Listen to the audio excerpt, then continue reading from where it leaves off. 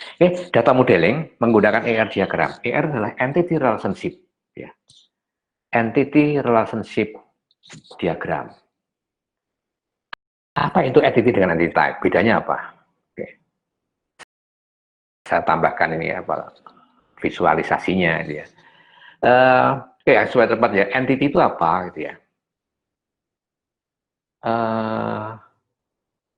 Dan entity type itu apa? Abdul Haris Heriani, ya, ya. Hadir, Pak. Kamu adalah entity, ya. Iya. Jadi entity adalah sesuatu dalam dunia nyata yang keberadaannya itu independen, kemudian dapat diidentifikasi secara unik. Sedangkan entity type itu adalah sekelompok entity yang memiliki atribut sama. Abdul Haris Haryani, kamu entitas, ya. Nah, di sini ada siapa saja tadi ya? Francisca, ada Abdul Haris, ada namanya siapa? Kok Pandu? Ada Pandu nggak ya? Anggap ada Pandu ya. Ya. Nah, itu adalah ada Abdul Haris, ada Pandu, ada Francisca, ada Niko, ada Bintang. Itu adalah entity type. Semuanya adalah entity type. Anda yang ikut kuliah ini semuanya adalah entity type. Nah, entity type-nya apa namanya? Ya, Mas. Jenis, Pak. Kelompok. Kelompok. Nah, namanya apa? Iya, betul. Mahasiswa, Pak. Mahasiswa. Jadi, yang ada di kelas ini, Anda semua ya, yang terdaftar dalam 20-an lebih ini, adalah entity type mahasiswa. Sehingga Anda punya atribut, gitu kan ya. Atributnya apa? Nama, NIM, alamat, dan seterusnya. Gitu ya. Nah, sehingga apa bedanya antara entity dengan entity type?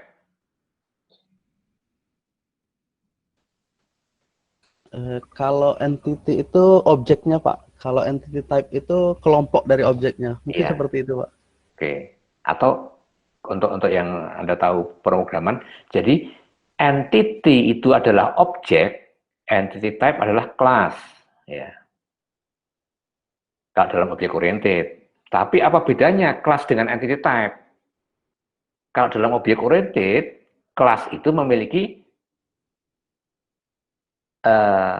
atribut dan metode, ya, data dan metode. Tapi entity type hanya memiliki data saja, tidak memiliki metode. Oke ya, jadi inilah. Jadi tadi siapa? Niko ada nggak Niko? Iya Pak, ada Pak. Oh ya, Niko adalah entity dari ini. Jadi Niko adalah entity, ya. Nah, ya.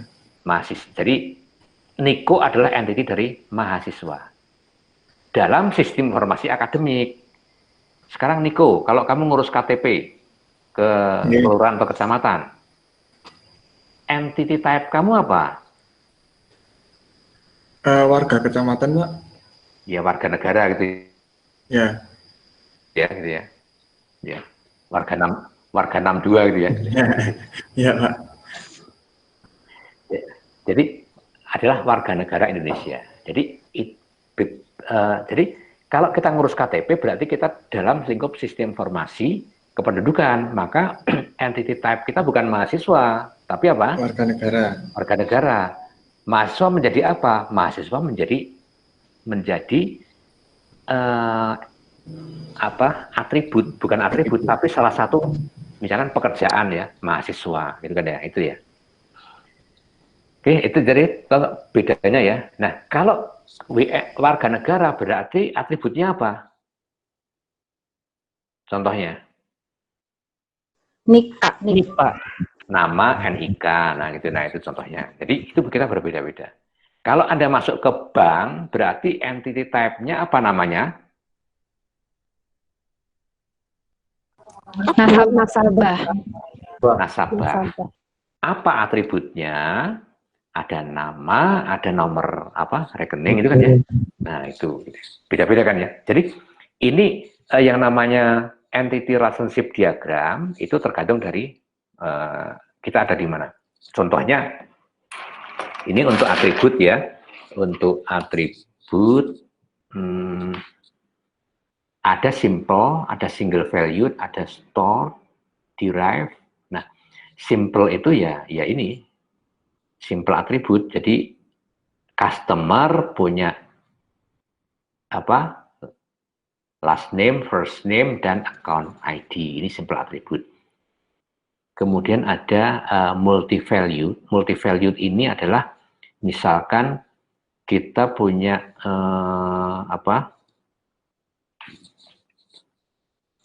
gelar gitu ya. Orang punya gelar-gelarnya ada banyak gitu ya. Nah, itu adalah multi-valued ya. Kemudian ini ada composite atribut. Ini misalkan alamat ada pada jalan, kota, state, kemudian kode pos. Nah, ini adalah composite ya. Kemudian ada derived atribut. Nah, ini yang berbeda. Ini memakai tanda titik-titik. Derived atribut. Iya, Pak. Nah, apa derived atribut, Mas? Itu semacam turunan, Pak. Oh iya, turunan. Artinya apa?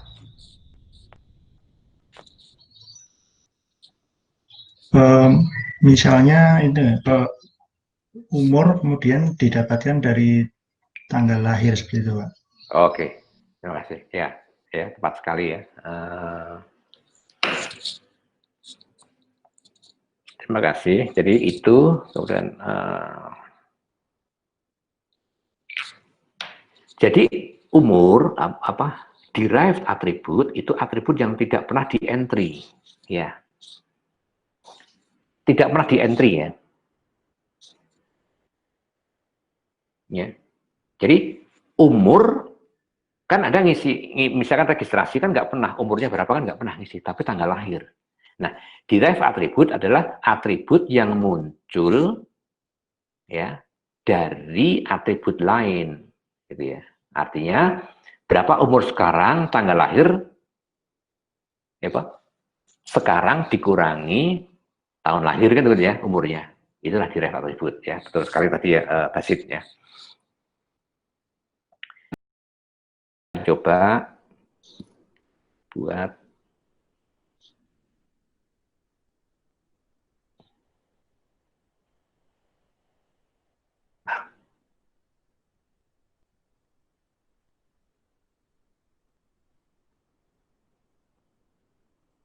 mahasiswa. Wah, nulisnya susah ya. Mahasiswa menempuh atau memilih ya, memilih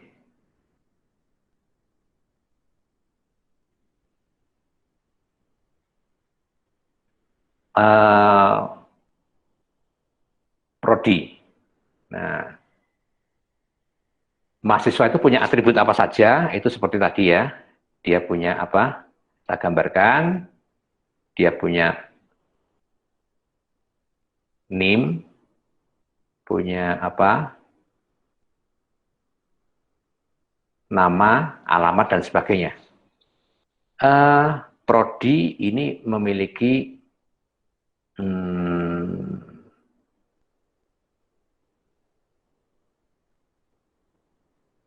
kode prodi, punya nama prodi, nama P. Nah, kemudian sekarang gini, sekarang hubungannya mahasiswa dengan prodi ini relasinya berapa ke berapa? Apakah seorang mahasiswa itu hanya di satu prodi? Banyak mahasiswa, Pak. Nah, berarti sejumlah mahasiswa memilih satu prodi gitu ya. Gitu. Nah, kemudian mahasiswa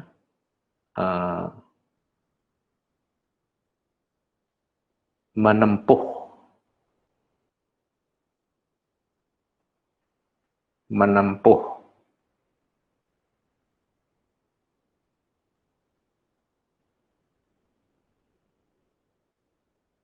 mata kuliah. Mata kuliah itu punya apa? Nama. Jadwal. Kode, Kode. kode, nama kan ya. Ya. Kemudian dia punya apa lagi? KS kan. Terus tadi ada yang menyebut jadwal tadi gimana? Ya, jadwal. Nah, itu domainnya bukan domain mata kuliah ya. Mata kuliah itu kan diampu kan? Oh iya. Betul ya? Diampu oleh siapa? Diampu oleh Dosen. dosen kan itu kan ya. Kelihatan kan ini ya? Pak Pri, Ya? niku bikin simbolnya bisa di yang buletan itu Pak Pri yang sebelah kiri. Lebih mudah. Mohon maaf. Oh iya. Oh, Nggih, nggih Pak, niku ada ini ya. nggih, sebelah kanannya yang kecil itu. Nggih, Ini yang kan? ada Oh ada lagi iya. Pak. Lagi Pak. Di yang segitiga kanannya itu. Di buletan. Oh iya dah. Ya nanti aja ya. Oke. Jadi ini tadi harusnya kan pakai ini ya. Kemudian ini bisa dipindah. Ini bisa dipindah gitu ya. Oh gini ya. Ini maksudnya. Ini Ada yang kotak juga Pak. Ada yang kotak juga. kotaknya di sebelah mana ini?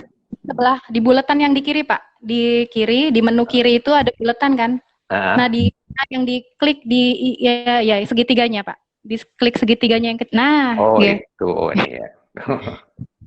Oke, jadi ini ya. Oke. Lebih mudah buatnya Pak. Oke ya. Saya baru pakai sekali ini soalnya. Saya sudah beberapa bulan yang lalu kok nyoba kok sulit gitu. Oh, ternyata. Oke. Jadi terima kasih ya. Jadi kalau ini saya clear semua ya berarti ya. Oke. Ya. Kan gini. Dosen itu punya apa? Ini teksnya apa kalau teksnya? Teksnya nggak ada ya? Kalau dosen itu PNS, sebentar. Ini kalau saya nulis lagi, sebentar. Dosen itu punya NIP ya, kalau dia PNS ya. Kemudian udah sama kayak ini aja dulu ya. Punya nama. Kemudian apa? Akhirnya misalkan jabat pangkat lah ya. Pangkat.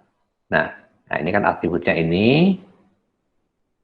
Nih, kayak anak TK ya. Wah, anak TK mah belum bisa nulis ya. Bagus saya masih ya. Sekarang gini. Kalau tadi ada yang bicara jadwal, berarti mata kuliah diampu oleh dosen. Nah, di sini ada jadwal gitu kan ya. Itu kan? Betul? Betul, Pak. Nah, jadwal, ini kan composite atribut toh. Ini ada jam, ya kan? Kemudian apa? Ruangan. Ruang. Nah, sebelum jam ini ada hari kan ya? Oke. Nah, hari. Ada. Nah, kan gitu. Nah, ini apa hubungannya antara mata kuliah dengan dosen? Hubungannya baik-baik saja, bukan? Hubungannya apa? Apakah satu mata kuliah diampu oleh seorang dosen? Pasti. Tidak kan? Iya. Ada tim teaching kadang. Dan tim teaching. Nah, berarti bisa saja sejumlah mata kuliah diampu oleh sejumlah dosen.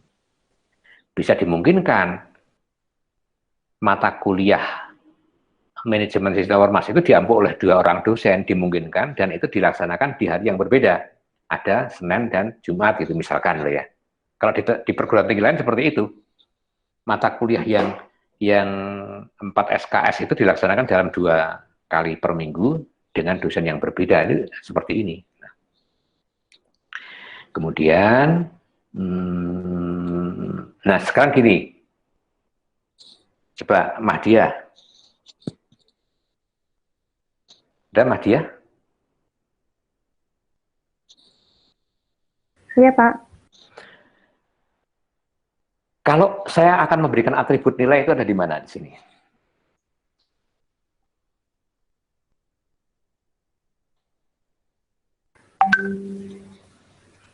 Ditaruh di mana? Sebut di bawah mata kuliah ya, Pak? Di bawah mata kuliah. Nilai itu punya siapa sih? Mahasiswa. Wah, iya kan, nilai punya mahasiswa. Berarti di samping mahasiswa. Di samping mahasiswa, padahal nilai itu kan kaitannya dengan mata kuliah, bukan atribut mahasiswa. Iya. Iya kan? Gimana? Saya tanya ke Basit lagi. Gimana, Sid? Yaitu mungkin di bagian ampu itu, Pak. Ampu? Jadi di antara mata kuliah sama dosen. Oh, kok gitu ya? Kalau di bagian ampu, Mas, berarti mata kuliah itu nggak ada kaitan dengan mahasiswa nanti. Padahal mata kuliah itu nilainya kan milik mahasiswa. Nilai itu domainnya pada mahasiswa dan mata kuliah. Berarti kalau ditaruh di mahasiswa, itu padahal punya mata kuliah. Kalau ditaruh di mata kuliah, itu punya mahasiswa. Dah, sekarang biar adil taruh tengah gitu ya. Yang menempuh itu berarti, Pak. Nah, jadi di sini ada atribut Nilai. Nilai, kan itu kan ya. Gini, oke.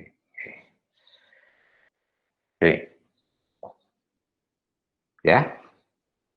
Nah, sekarang ini kalau saya mau ganti screen aja nggak kelihatan nanti ya. Nah, sekarang gini, memetakan menjadi, nanti dibaca aja ya di slide ya. Oh iya, ini relasinya apa, relasi antara mahasiswa dengan mata kuliah? MN ya. Sejumlah mahasiswa menempuh sejumlah mata kuliah, gitu ya. Saya buat tabel. Namanya adalah mahasiswa. Mahasiswa punya apa? Punya NIM, ya kan ya? Punya apa lagi? Nama, kemudian alamat, ya kan? Dah. Nah, di sini ada namanya primary key. Kunci utama. Kunci utama adalah kode unik untuk mahasiswa itu apa? NIM ya. NIM saya garis bawah ini. Nah, ini saya beri garis bawah. Nah, kemudian kalau dia mengambil prodi berarti, nah ini saya tuliskan prodi di sini.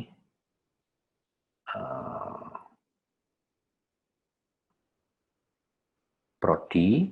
Nah,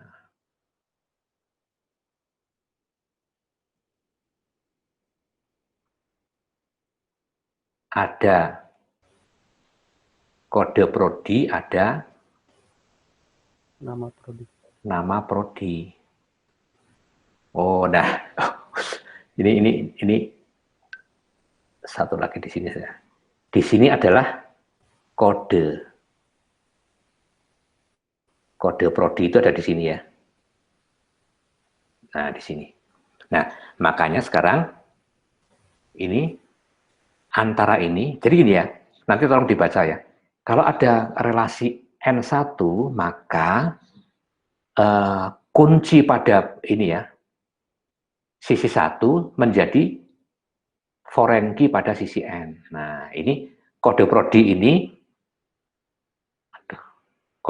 adalah ini primary key.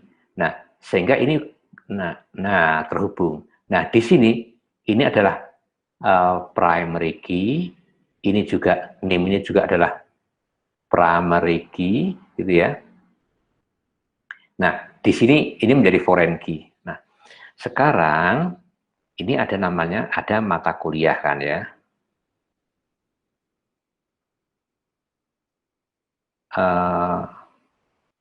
Mata kuliah. Ada kode, ada nama, ada SKS. Nah, kemudian ini ada menempuh gitu ya. Menempuh.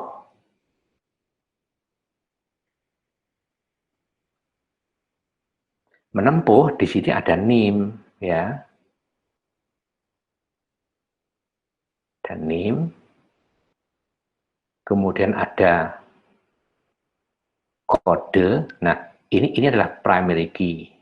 Ini di sini juga tetap jadi primary key, ini juga tetap menjadi primary key. Kode. Nah, di sini ada nilai. Nilai. Nah, ini NIM-nya di sini, kode mata kuliahnya ini, gitu ya. Nah, kok namanya kok menempuh, gitu ya. Ya, dalam implementasi ini diperhalus, gitu ya. Oh, kok menempuh nggak pantas, ya udah diganti apa? Nilai, kan gitu kan ya. Nah, inilah namanya tabel yang berelasi.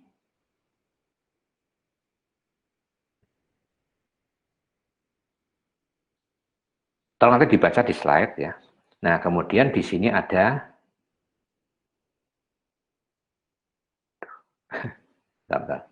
ada dosen ya. Dosen punya NIP sebagai primary key ya. Nah, di sini kalau MN, nah MN ini ya, ini MN coba ya. Seperti mahasiswa dengan mata kuliah kan buat tabel baru ya. Jadi ini saya buatkan tabel baru ya. Namanya di sini adalah AMPU.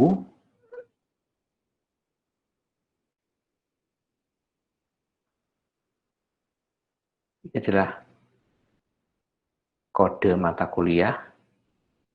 Kemudian ini adalah NIP ya. Nah, kemudian di sini ada apa tadi? Jadwal kan? Nah, jadwal tadi nanti silahkan dieksplor. Nanti kan ini kan composite ya. Jadi ini adalah tetap primary key. Jadi ini ya, ini kode ini ya. Kemudian NIP-nya ini. Nah, jadilah ini. Dah. Paham? Yang dari elektronika? Insya Allah, Pak. Insya Allah ya.